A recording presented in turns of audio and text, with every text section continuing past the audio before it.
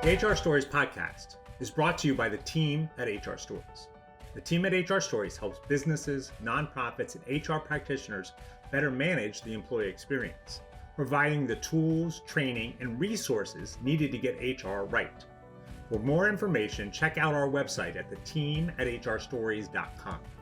Each week on the HR Stories podcast, HR and leadership experts John Thalheimer and Chuck Smikian dive into the stories that matter most to you, our listeners. We have found that there is a lesson in every story. And now our host, John Thalheimer and Chuck Smikian. Welcome to the HR Stories podcast, where there is a lesson in every story. My name's John Thalheimer, and I'm going to be your host today. Chuck Smikian, my co-host, is on a little well-deserved vacation, and so it's just me today.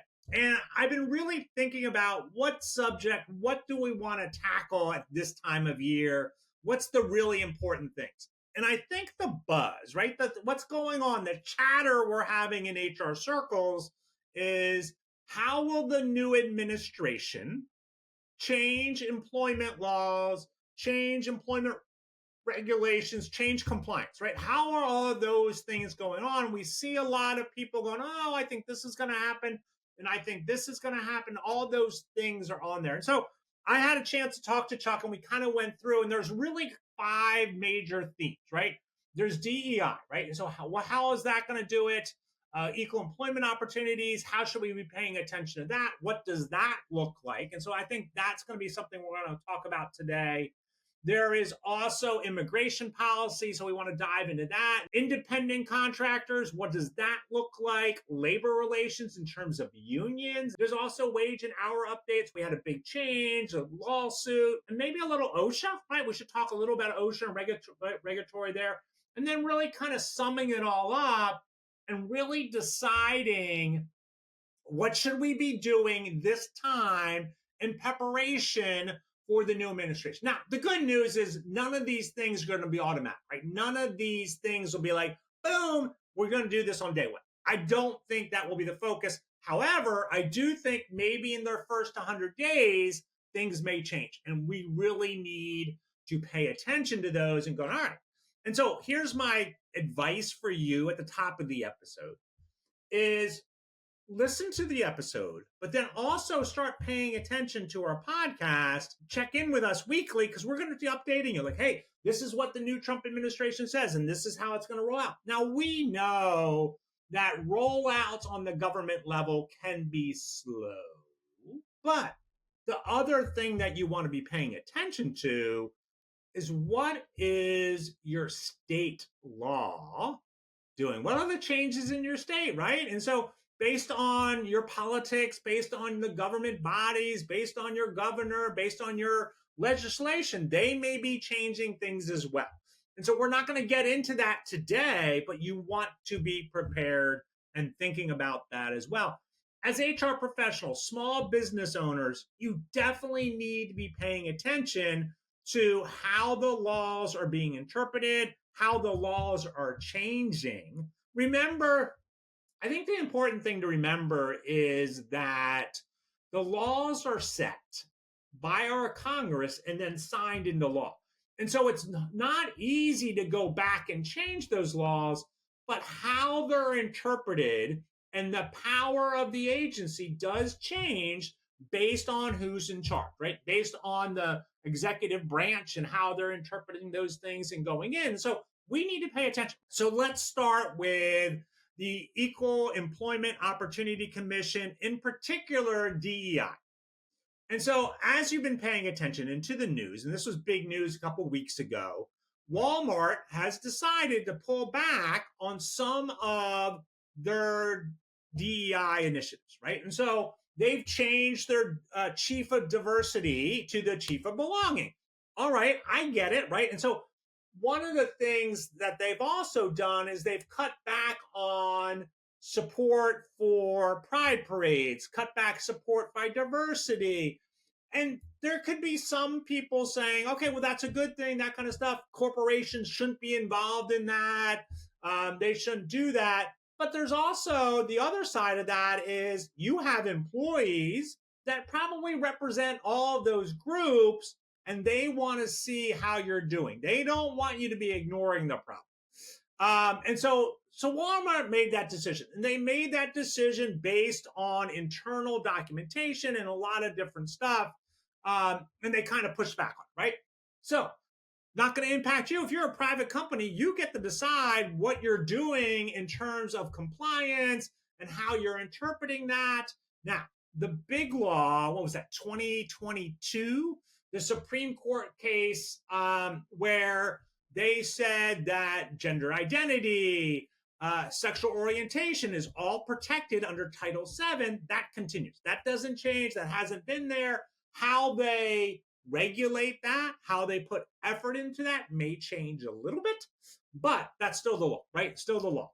And so here's what I want to talk about, though. Under the first Trump administration, what they said is federal contractors, federal agencies, and federal contractors needed to reduce their type of diversity, equity, and inclusion training.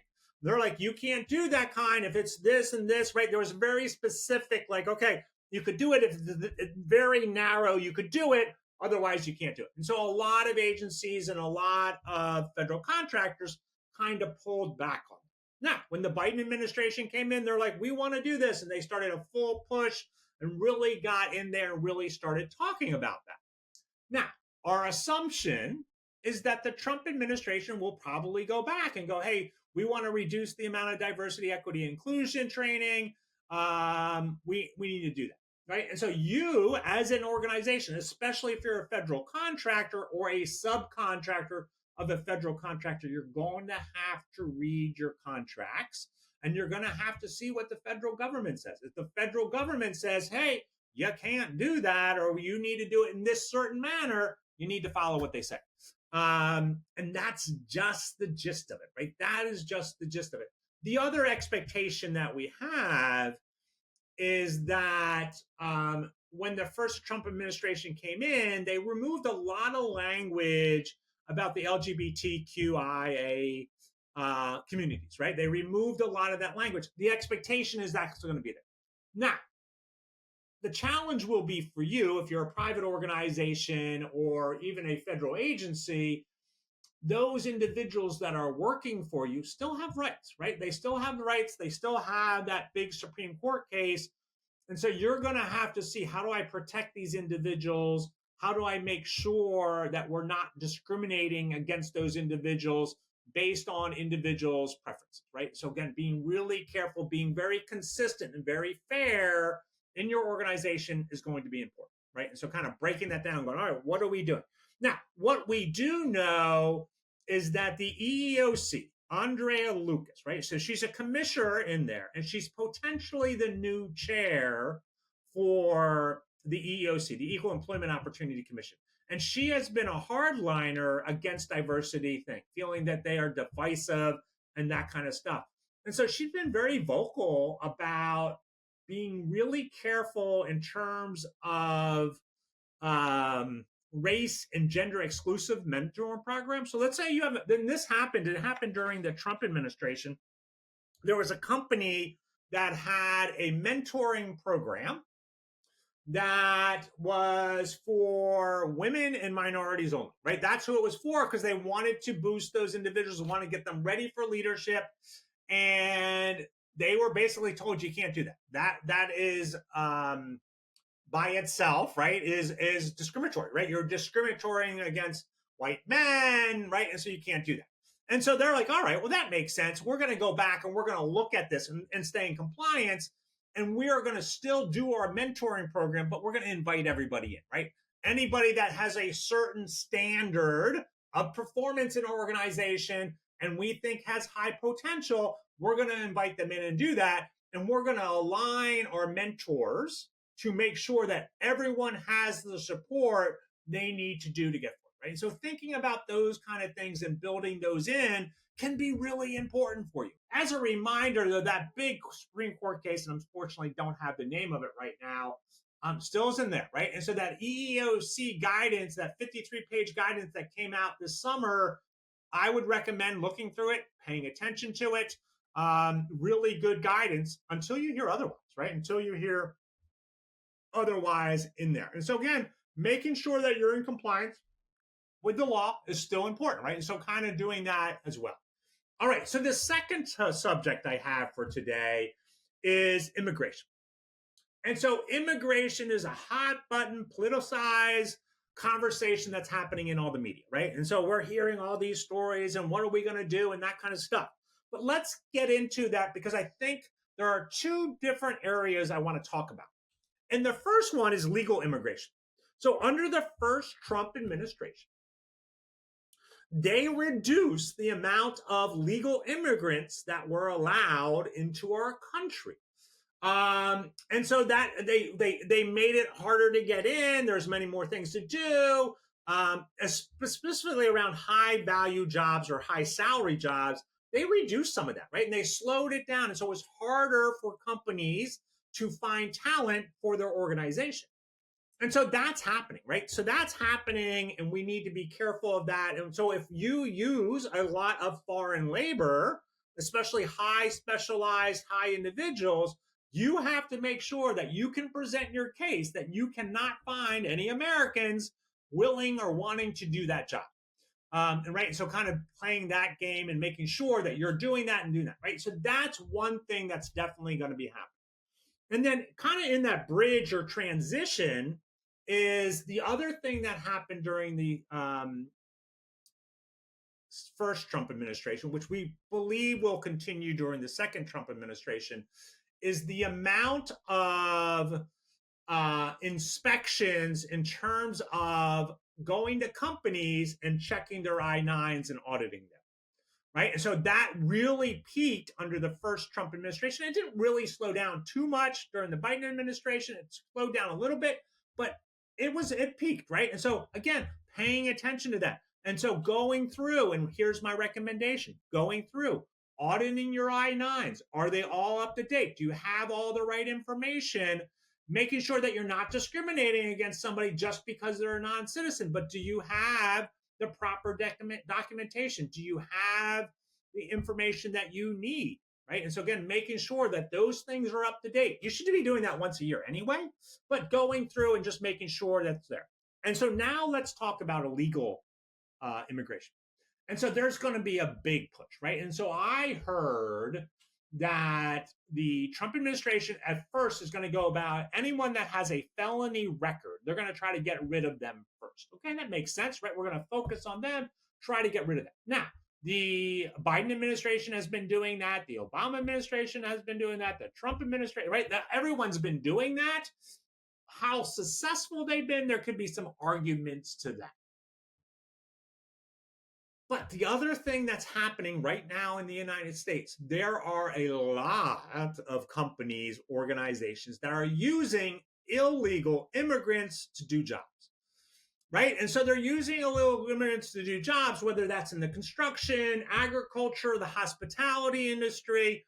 All of those industries have a lot of illegal immigrants because they can't find the labor necessary to do the job, right? And so they're looking and they're finding, they're like, all right, we're going to take the risk. We're going to bring those individuals in. So what's already probably started to happen is that labor pool of illegal immigrants is going to go down, right? It's going to be smaller, which means that there are going to be more jobs available. And that means there's going to be an upward pressure of salaries, right? Because there's a supply and demand here. And so the demand's already high, right? We know it's forecast, and I say this probably most in every podcast, that by 2030, there's going to be 6 million open jobs, right? That's already there, not including all the illegal immigrants that are doing work in our country, right? And so that labor pool is going to reduce the amount of labor and therefore increase cost, right? And so we're going to have to figure out, how do we do that? How do we come in there? And so paying attention to that, right? And so making sure that we're like, okay, what are we doing around in our area, right? Because let's say you're in construction and maybe you don't, like we don't use illegal immigrants, but some of your competitors are, and therefore lowering the salaries when they're not, they're going to be like, well, we need to pay more. So we're going to pay more. And then there's going to be this game. So the three things in immigration, right? So one, I-9s, making sure they're all buttoned up. Two, being really clear when we're hiring foreign labor to be prepared for longer wait times to get that foreign labor. And then also understanding the aspect of illegal immigrations on the job market and what's going on, which kind of leads us to the independent contract. Here's what happens in the United States, right? We have owners of businesses like, I got to get my job done. I got to get all this work done. I got this great work. All these things are coming in. I need more employees. I can't find any that are legally authorized to work in the United States, but I know that group over there, right? Those illegal immigrants, man, they're going to be great. They have all the skills. They have everything I need. I'm going to hire them as independent contractors. Right? Which is a risky proposition because the United States Immigration Services is going to come look at them and go, well, yeah, you can't be hiring them in that manner. Right? And so we have to be paying attention to some of that. And the other thing is there's probably going to be a shift in the definition of an independent contractor.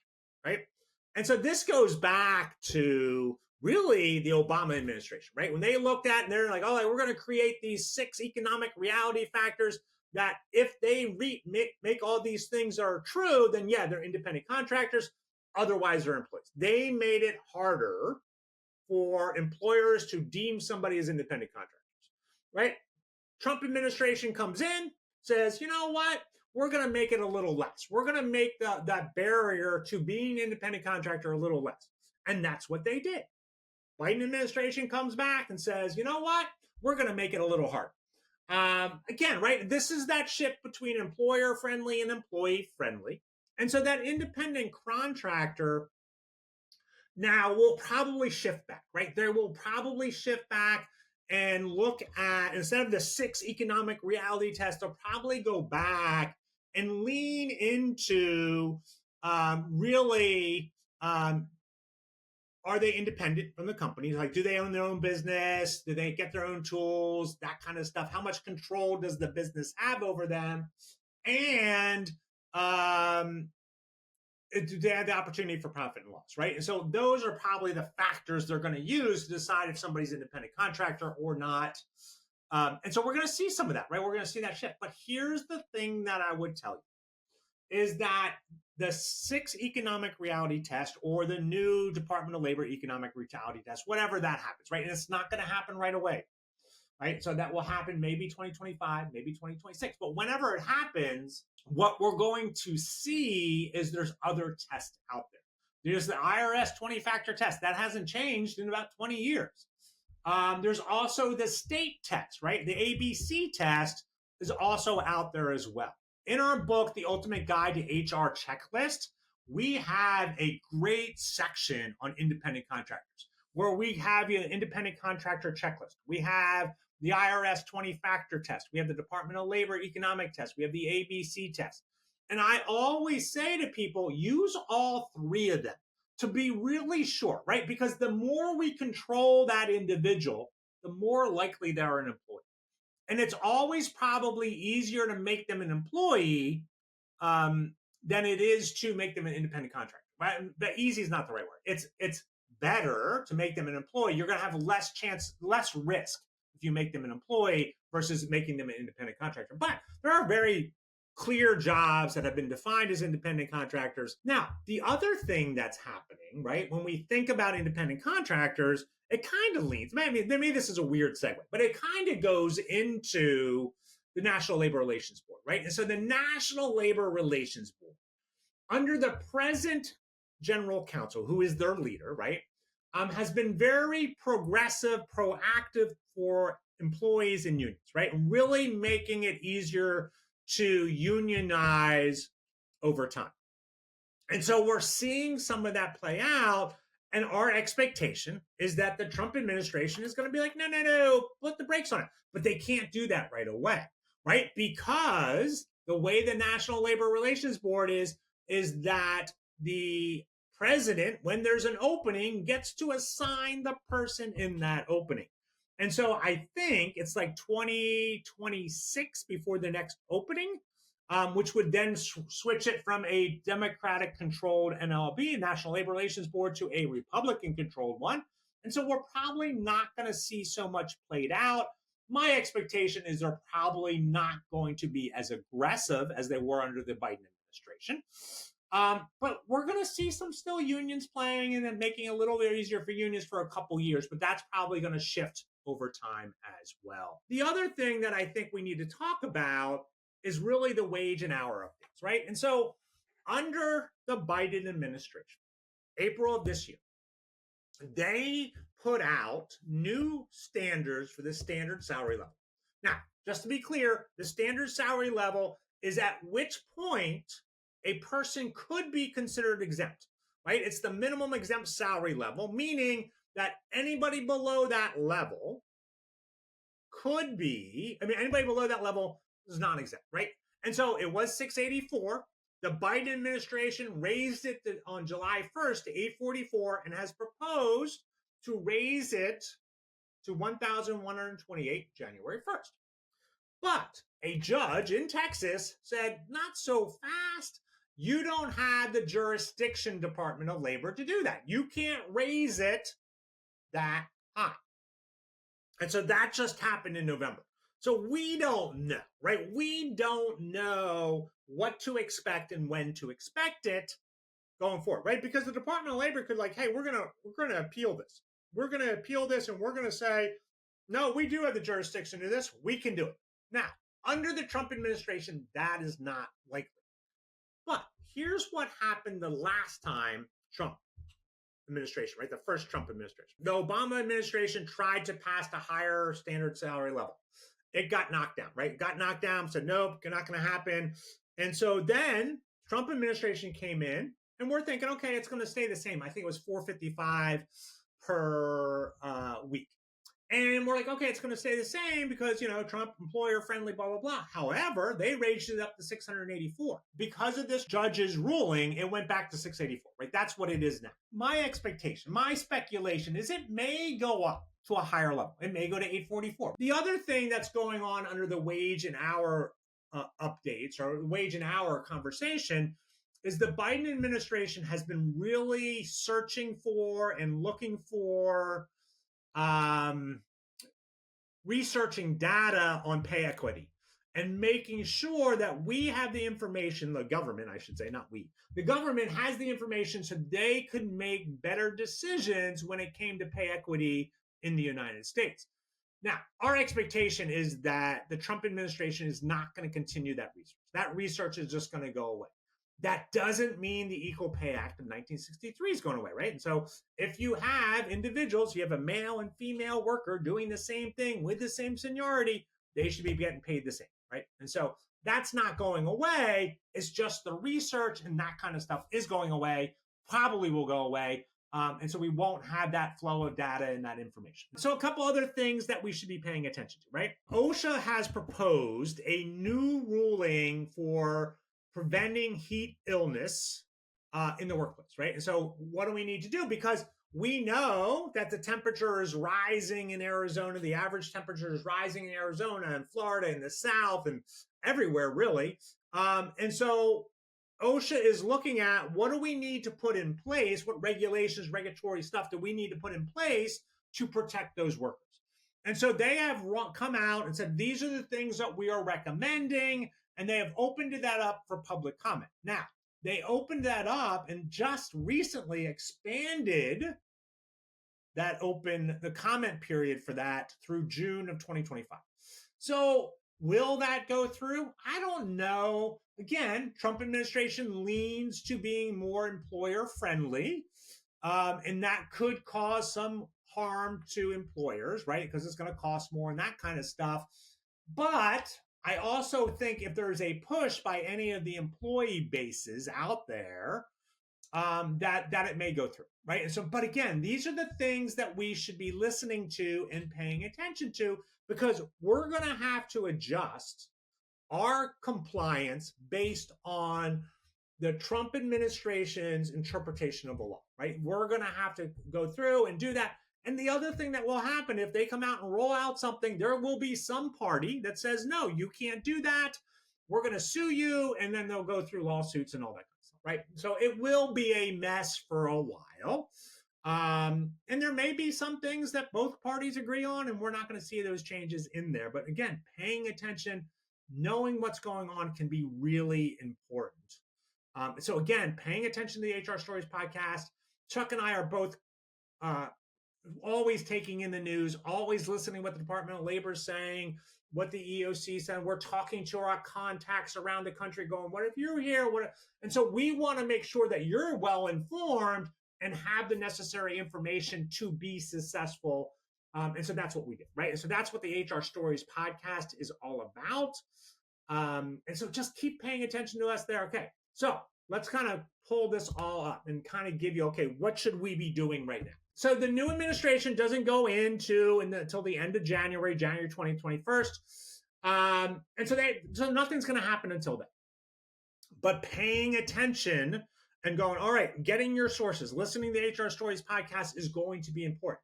And then listening to and recommending to your executive team, your leadership team on how you're going to change the policies based on any new compliance recommendations. I have this great graphic, and I don't have it here today, but it starts with employment law, right? That's the basis of everything, right? Those employment laws govern that relationship between employer and employee, right? That's there. And then we, as HR professionals and small business owners, we create policies to stay in compliance. We also create procedures, right? We need to be doing that thing. The other thing that you need to be doing is training your managers, your supervisors. Anybody that works with employees needs to be trained of how to make sure that the organization is staying in compliance.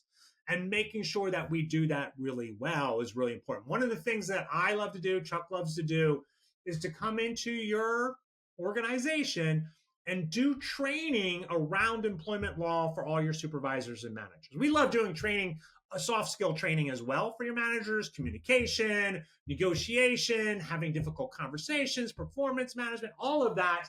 But one of the things we'd love to do is work with you, the HR professional, and create a customized training based on your employee handbook, right? So you get an employee handbook review in there as well. And so we'll review it and we're like, okay, here's what do we need to make sure that we're talking to them about? And then we have you in that room where we stand up there as experts, right? We stand up there as experts and go, okay, here's the things you need to be thinking about as a manager, as a supervisor. Now that training could be half day. We could do it full day. It could be a week training. That's probably a little too much. But we can do that. We can do it virtually. We can do it in person. It helps to have somebody from the outside come in and talk to your team. And if you want to do it, we'll dress up in suits. We don't like dressing up in suits, but we'll do it if that's going to give them the impression that they need to listen to us. But typically we come in and we get them going. We get them thinking. We pull up the employee handbook and we say, look, this is what it says. What does that mean? How do you do it? We have the conversations. We get them really thinking about that because honestly, the thing that gets them going is when we say, look, you're an agent of the company. That means that you're legally liable for the decisions that the company makes, and you need to be taking care of it, right? So we stretch it a little bit. But anyway, going in there can be really important. All right, so in closing, thank you, first of all, for listening. I do appreciate that. And I think this is an important topic. And so again, thinking about your diversity, equity, and inclusion, especially if you're a federal contractor, thinking about the EEOC, thinking about wage and hour division, thinking about independent contractors, thinking about OSHA, and basically thinking about, all right, what do I need to be paying attention to in the next year, right? What is that? What should I be paying attention to is really important. So again, my name is John Tallheimer. You can find us at the team at hrstories.com. We got some great workshops on there, on-demand workshops. We got some of those up there as well. We love when you guys email us and ask us your questions, so feel free to email us. We do have a question and answer edition coming up, so we'll do that next week. And so definitely check that out, and those questions are in there important. Also, make sure that you can also text us, right? And so in your show notes, on top of the show notes, it'll say, send John and Tuck a text. It'll come directly to us. We can read that. We will get back to you if you have any questions, comments, all that kind of stuff. And don't forget to check our Ultimate Guide to HR, our new book. It's coming out. It's out now. So you can find it now. It's coming out on Amazon January 7th. The print version is coming out January 7th. So if you want to get the print version, and we're really excited about it. I didn't have my version here, but it was something about having something in your hands, right? There was a sense of like, wow. And I think it'll be very useful for a lot of people to have the print version, right? A little easier than the digital version to have and to mark up and do some stuff, right? And so kind of having that there. So that's coming out January 7th. So definitely tap into that. Let's think of Chuck for a second. Let's give Chuck Samickian a little round of applause. He's been working really hard. He deserved a great break.